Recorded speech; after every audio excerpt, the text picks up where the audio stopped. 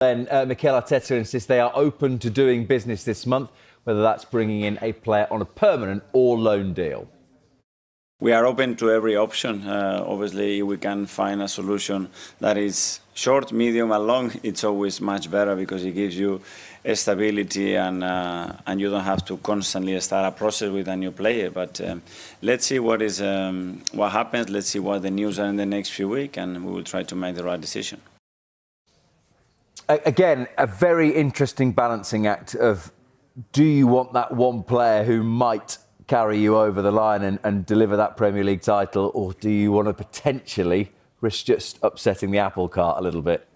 It's felt like in recent transfer windows that Arsenal have risked upsetting the apple cart when you consider the players they brought in when they've been in a position of strength. You go back to signing David Raya when Aaron Ramsdale had a really good season for Arsenal. And in the summer, I think they surprised us with what they did in the defensive areas when they brought in Christian Mosquera and Piero Hincapié. But it's paid off because Arsenal have suffered with injuries. They've had 127 injury-related player appearances missed this season. 18 players have missed at least one Premier League match. So I think if they see a market opportunity, they see a player that ideally they were looking at for the summer and getting in January, then they'll try and do it. But I would be surprised if they look to do anything in this transfer window, especially with players like Gabriel Jesus, Kai Havertz returning from injury. It feels like the strongest squad in the Premier League right now. But Arsenal have shown time and time again, even whilst they look strong on paper, whilst they've got players in every single position of the pitch, 2 players in every single position of the pitch, if they see someone they think can help them towards this first Premier League title since 2004, then they will look to do something.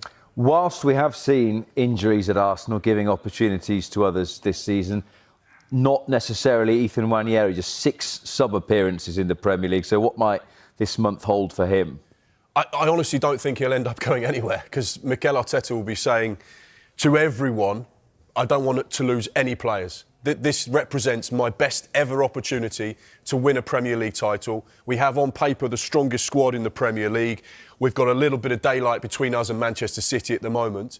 And any injuries that occur in the second phase of the season, when you are into the latter stages of cup competitions and you are in the business end of the season, the last thing you want to do is loan someone out who, it might be right for Ethan Nwaneri to go and get game time, but what happens if they suffer a couple of injuries and suddenly they're down to the bare bones in a position and they think, well, we shouldn't have let him go on loan. Yes, it was the right thing to do for the player, but was it the right thing to do for Arsenal Football Club? And right now he'll be saying, I don't want anyone to leave the building because the players that are here understand what we're about, understand the philosophy. I don't have to re-coach anyone that comes in. I don't have to worry.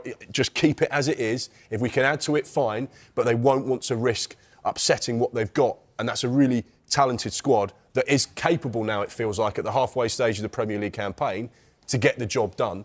If the first half of the season is replicated, Arsenal are going to be Premier League champions.